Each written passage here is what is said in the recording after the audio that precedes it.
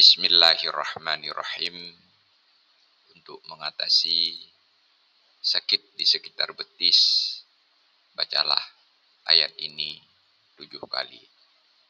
Watlu ma uhiya ilaika min kitabi rabbika la mubaddila li kalimatihi walan tajida min dunihi multahada. Watlu ma uhiya ilaika min kitabi rabbik la mubaddila li kalimatihi walan tajida min dunihi multahada.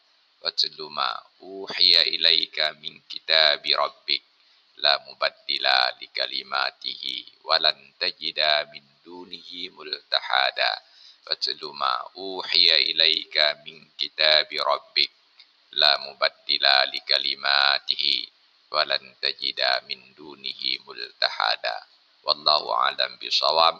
Walhamdulillahi rabbil alamin.